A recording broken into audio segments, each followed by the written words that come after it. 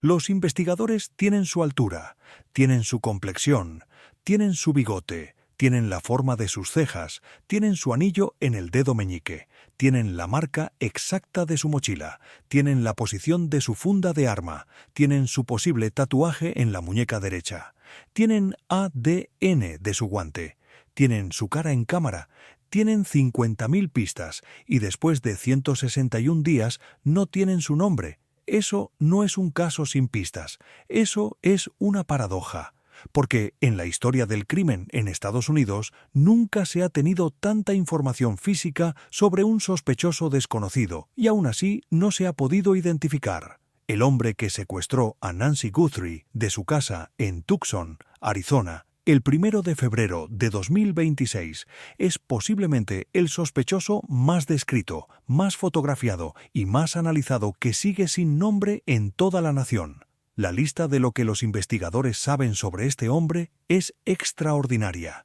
Mide entre 5 pies 9 pulgadas y 5 pies 10 pulgadas. Tiene complexión promedio, tiene un bigote negro visible por encima de la máscara de esquí negra que usaba.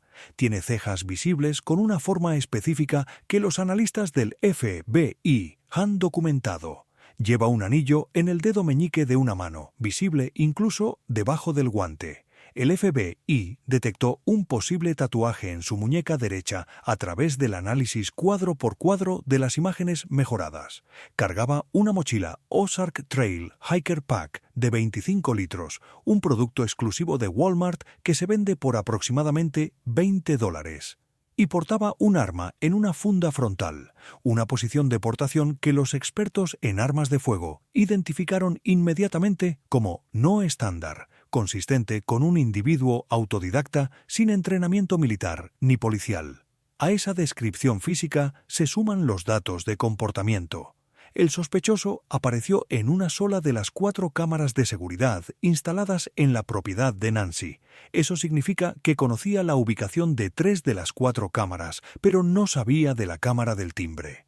Intentó cubrir esa cámara con ramas de un arbusto cercano después de darse cuenta de su existencia, y la cámara del timbre fue desconectada a la 1:47 de la madrugada, 25 minutos antes de que el sistema de seguridad detectara a una persona frente a una de las cámaras a las 2:12. Y encima de todo eso, los investigadores tienen evidencia digital. Alguien buscó la dirección de Nancy en Google 8 meses antes del secuestro. La misma persona investigó el patrimonio de Savannah Guthrie 6 semanas antes. El FBI declaró que la identidad del secuestrador está escondida en ese rastro digital. Además, el FBI tiene una lista interna de entre 18 y 24 sospechosos con fotografías. Esas fotos fueron llevadas a tiendas de armas de fuego en todo Arizona. Ningún empleado reconoció a ninguno de los sospechosos como comprador, lo que significa que el arma probablemente fue adquirida a través de una venta privada, fue robada o fue traída de otro estado. Walmart está cooperando con los investigadores para identificar al comprador de la mochila Ozark Trail, pero millones de esas mochilas se han vendido en todo el país. Sin un recibo específico, una transacción con tarjeta de crédito o una imagen de cámara de seguridad en una tienda específica, rastrear una mochila de $20 es como buscar una gota de agua en el océano. La magnitud de la evidencia disponible supera la de muchos casos que han sido resueltos. Cuando el Golden State Killer fue identificado en 2018, los investigadores no tenían una imagen de video del sospechoso. No conocían su altura, su complexión ni sus rasgos faciales, solo tenían ADN de escenas del crimen que tenían décadas de antigüedad, y con eso fue suficiente.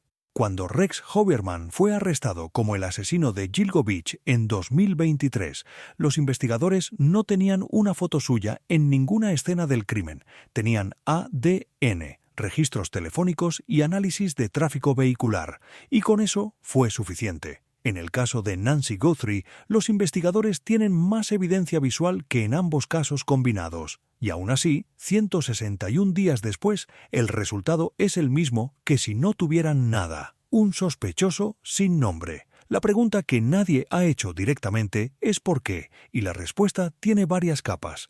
La primera capa es la más obvia: la máscara. El sospechoso usaba una máscara de esquí negra que cubría la mayor parte de su rostro. Las áreas visibles, bigote, cejas, forma general de la cara, son insuficientes para que los sistemas de reconocimiento facial generen una coincidencia confiable. La tecnología de reconocimiento facial funciona comparando la geometría completa del rostro, la distancia entre los ojos, la forma de la nariz, la línea de la mandíbula, la proporción de la frente. Con más de la mitad del rostro cubierto, la geometría disponible se reduce a un punto donde las posibilidades de falsos positivos superan ampliamente las coincidencias reales. La segunda capa es más perturbadora: la ausencia en bases de datos. El ADN del guante fue comparado con los 27 millones de perfiles en CODIS y no hubo coincidencia. Eso significa que el sospechoso nunca ha sido arrestado por un delito que requiera toma de muestra de ADN. Las fotos de los 18 a 24 sospechosos no generaron coincidencias en las tiendas de armas. Eso sugiere que el sospechoso no compró el arma a través de canales legales que requieren verificación de antecedentes. La mochila es un producto masivo sin registro de compra rastreable. En esencia, el sospechoso ha vivido una vida que no dejó huella en ningún sistema de registro criminal, comercial o de identificación. La tercera capa es la más controversial: la retención de evidencia por parte de las autoridades. Jennifer Coffin Duffer, exagente especial del FBI, ha sido la voz más crítica sobre este aspecto del caso.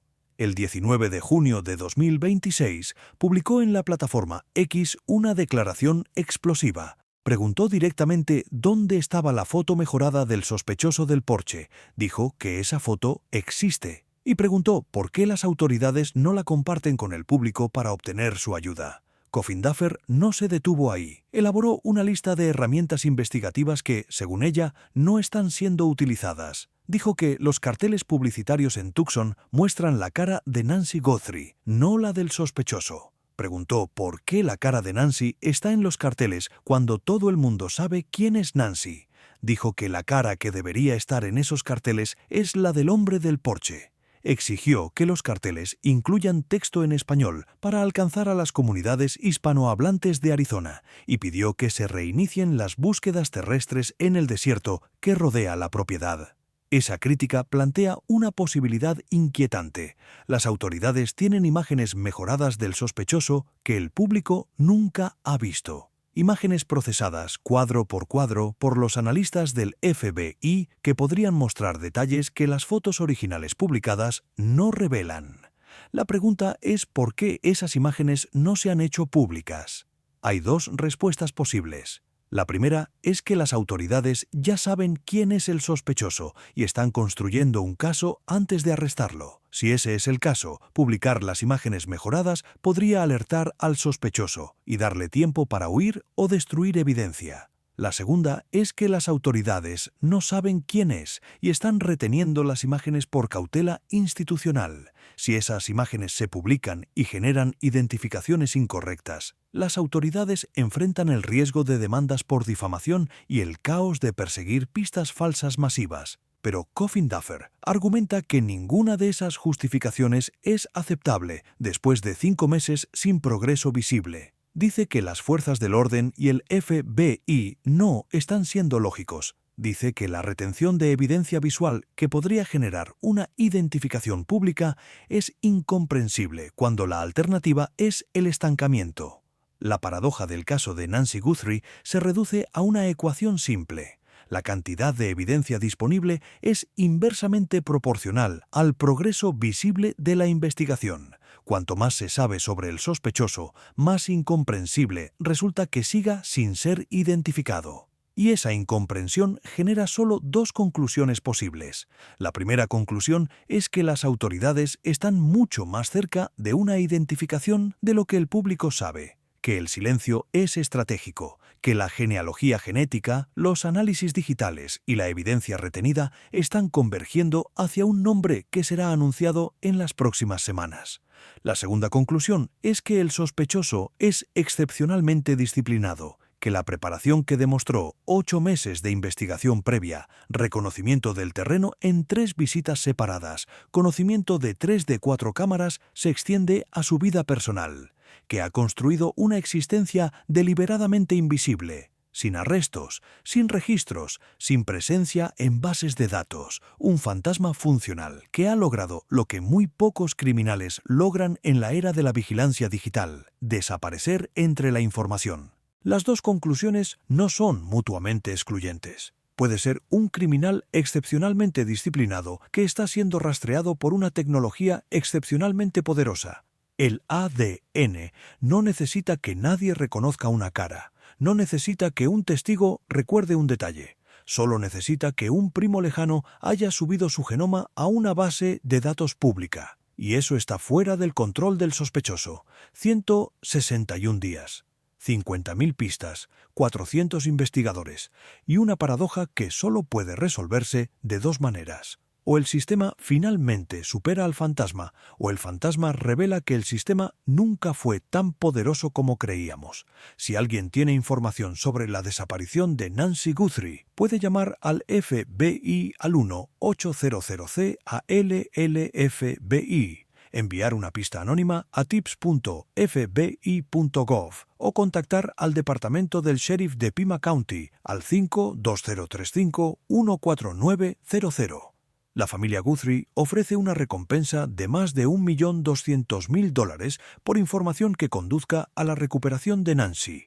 Hay un elemento adicional de la paradoja que ningún análisis público ha examinado con la profundidad necesaria. Los investigadores no solo tienen la descripción física del sospechoso, tienen algo potencialmente más valioso: su firma conductual. En criminología, la firma conductual es el conjunto de comportamientos que un criminal exhibe que van más allá de lo necesario para cometer el crimen. En el caso del hombre del porche, esos comportamientos incluyen el intento de cubrir la cámara con ramas de arbusto.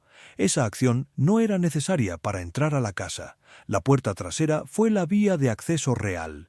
El intento de cubrir la cámara del timbre fue un acto reflexivo, un intento de control que revela algo profundo sobre la psicología del sospechoso. Alguien que necesita sentir que controla su entorno, incluso cuando su plan ya está en ejecución. Otro elemento de la firma conductual es la hora elegida para actuar. Las 2:12 de la madrugada no es una hora aleatoria. Es la hora en la que el cuerpo humano está en su punto más bajo de vigilancia natural. El ciclo circadiano dicta que la melatonina alcanza su pico entre la 1 y las 3 de la madrugada. Una persona de 84 años con marcapasos y medicación está en su momento de mayor vulnerabilidad biológica durante ese periodo. La elección de esa hora específica sugiere que el planificador tenía un conocimiento al menos básico de patrones de sueño en personas mayores, o que la hora fue elegida por experiencia directa en actividades nocturnas. La firma conductual también incluye lo que el sospechoso no hizo. No rompió ventanas, no forzó la puerta principal, accedió por la puerta trasera que, según Savannah Guthrie, fue encontrada abierta por los investigadores.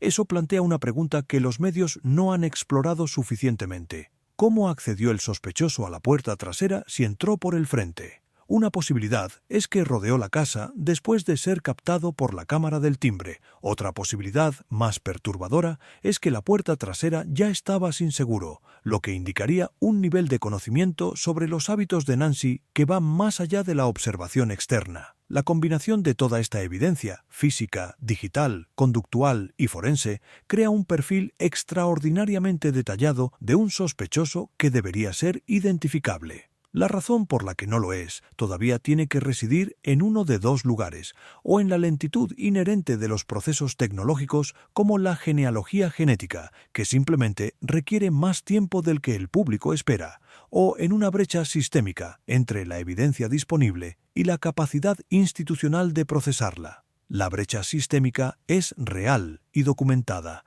El FBI procesa miles de casos simultáneamente. Los laboratorios forenses tienen colas de espera que pueden extenderse por meses. La genealogía genética requiere genealogistas especializados cuyo número en todo el país se cuenta en docenas, no en cientos. Cada uno de esos cuellos de botella añade tiempo. y cada día de tiempo añadido es un día en el que el público se pregunta por qué, con toda esa evidencia, nadie ha sido arrestado. La frustración de Coffin Duffer con la retención de las imágenes mejoradas ilustra otra dimensión del problema. Las fuerzas del orden operan bajo un principio de cautela investigativa que dicta que no se debe revelar información que pueda comprometer la integridad del caso. Pero después de 5 meses sin resultado visible, ese principio se convierte en un escudo institucional que protege a la agencia tanto como al caso. Si las imágenes mejoradas se publican y generan la identificación del sospechoso, el mérito es compartido con el público. Si no se publican y la genealogía genética identifica al sospechoso sin participación pública, el mérito es exclusivo de la agencia. La retención puede ser prudencia investigativa, pero también puede ser cálculo institucional. Existe una dimensión temporal de la paradoja que merece análisis independiente. El caso de Nancy Guthrie se acerca al umbral de los 6 meses. En la criminología estadística, ese umbral es significativo. Los casos de personas desaparecidas que no se resuelven dentro de los primeros 6 meses tienen una probabilidad significativamente menor de ser resueltos dentro del primer año. No porque la evidencia desaparezca necesariamente, sino porque el impulso investigativo natural comienza a declinar. Los recursos se reasignan a casos más recientes.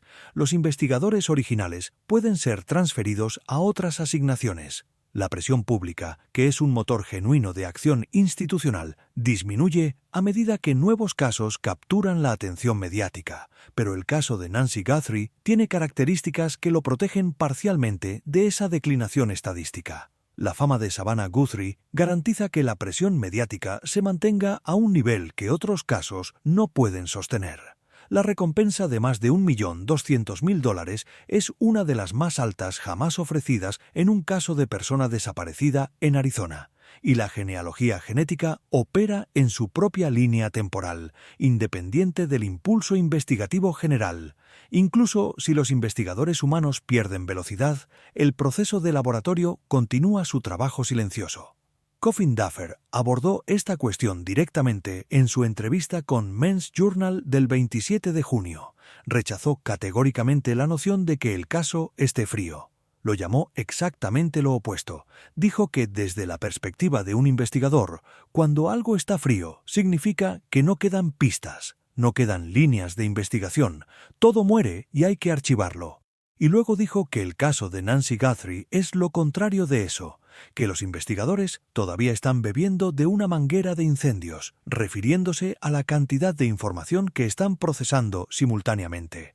Esa afirmación es consistente con lo que se conoce públicamente. El ADN está siendo procesado en al menos 2 laboratorios diferentes. La genealogía genética está en su etapa intermedia de reducción del árbol. Las notas de rescate siguen siendo evaluadas. Los registros digitales de la búsqueda de Google, realizada 8 meses antes del secuestro, están siendo rastreados. Las imágenes de cámaras de los vecinos de Catalina Foothills están siendo revisadas y las 50.000 pistas siguen siendo filtradas y clasificadas. La paradoja de los 161 días no es que no haya progreso, es que el progreso es invisible para el público y esa invisibilidad genera frustración que se traduce en presión, que se traduce en declaraciones públicas de exagentes, que se traduce en cobertura mediática crítica, que se traduce en más presión sobre las agencias. Es un ecosistema de impaciencia alimentado por la brecha entre lo que los investigadores saben internamente y lo que el público puede ver externamente. Y esa brecha, por diseño o por necesidad, no se cerrará hasta que alguien sea arrestado.